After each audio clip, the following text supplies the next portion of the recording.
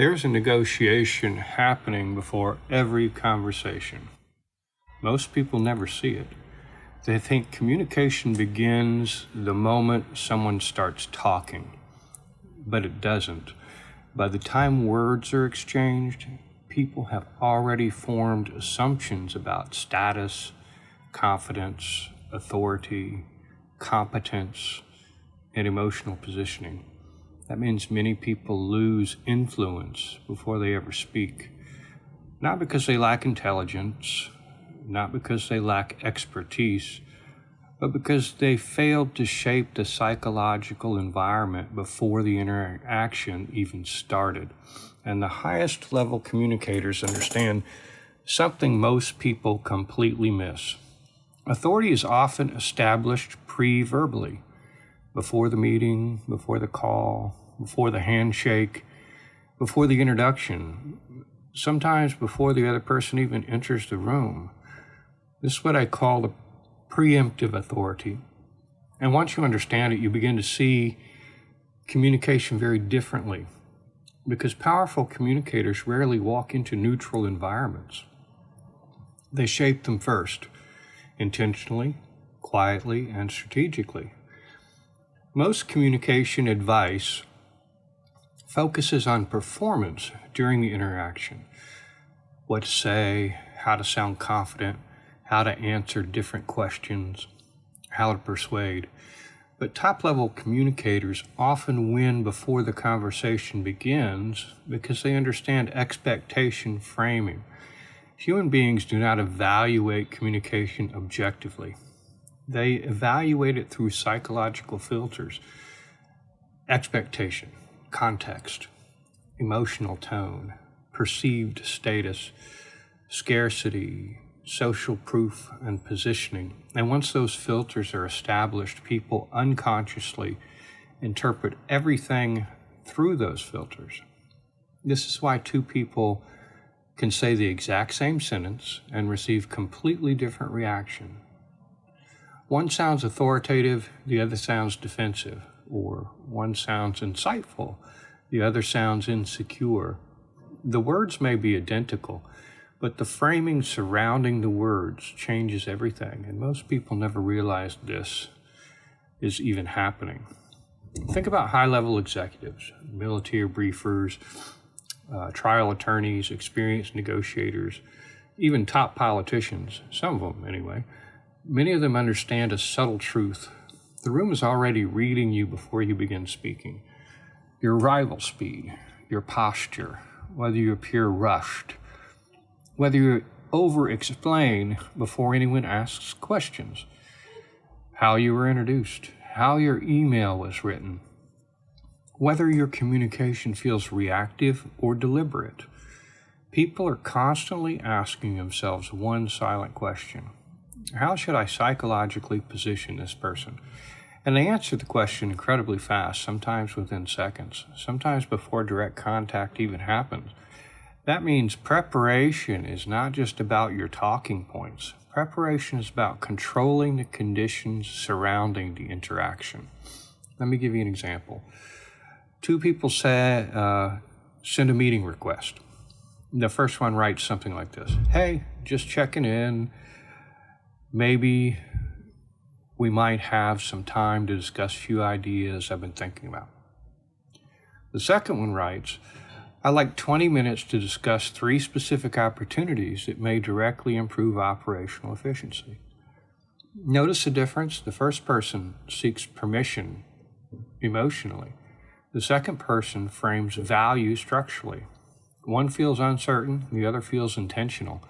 And before the meeting even begins, the psychological hierarchy has already shifted.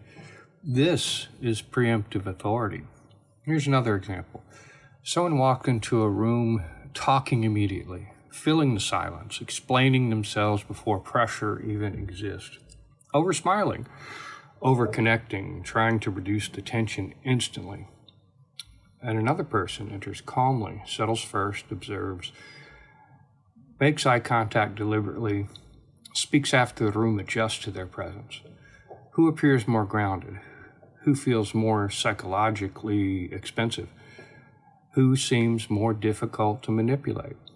Again, authority is often established before content appears, and this is where many intelligent people accidentally sabotage themselves, because they believe likability creates respect. Sometimes it does, but controlled accessibility often lowers perceived authority. People trust emotional stability. They trust restraint. They trust people who appear comfortable without immediate validation. That doesn't mean becoming cold. It means becoming intentional. Here's another mistake people make. They enter conversations defensively before pressure even exists. Watch how often people explain themselves prematurely. Long introductions, excessive disclaimers, nervous context setting, immediate transparency designed to avoid possible criticism. But preemptive over-explaining signals something psychologically dangerous. Signals you should prepare to doubt me. Confident communicators do the opposite. They create cognitive stability. They reduce friction. They communicate with structural clarity, not emotional scrambling, because authority is heavily tied to emotional pacing. People unconsciously associate calmness with capability, especially under uncertainty. And here's something even deeper. Preemptive authority is not manipulation. It is environmental leadership. You are shaping the emotional conditions of the interaction. Every room already has a psychological atmosphere. Some will shape it. Most people simply do it accidentally. Strong communicators do it deliberately, through timing and preparation, framing, presence, delivery, even silence, especially silence, because silence signals emotional control, and emotional control creates perceived power. This becomes incredibly important in difficult conversations, in negotiations, conflict, leadership moments, public criticism, interviews, even relationships, because if you enter emotionally reactive, the interaction often becomes emotionally reactive.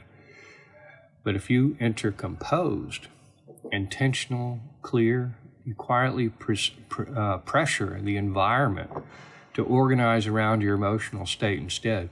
This is leadership most people never notice. One of the strangest forms of preemptive authority is expectation management. Powerful communicators often frame the purpose of the interaction before it begins, not aggressively, not theatrically, structurally.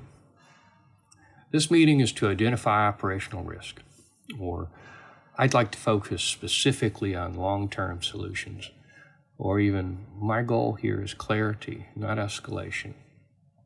Notice what happens psychologically. They are establishing the conversational architecture. And once that architecture exists, people unconsciously adapt to it. Weak communicators react to conversation. Strong communicators shape the terrain first. And perhaps the most important part of all this, preemptive authority, is not about pretending to be powerful. People eventually detect performance. This is about reducing unnecessary psychological leakage, anxiety leakage, approval-seeking leakage, defensive or chaotic energy leakage. The goal is not dominance, the goal is coherence, because coherent people feel stable, and stable people naturally command more respect. The irony is many people spend years trying to improve their speaking while completely ignoring the conditions surrounding their speech. But communication is never evaluated in isolation. The environment matters, the framing matters, the expectation matters, the emotional atmosphere matters.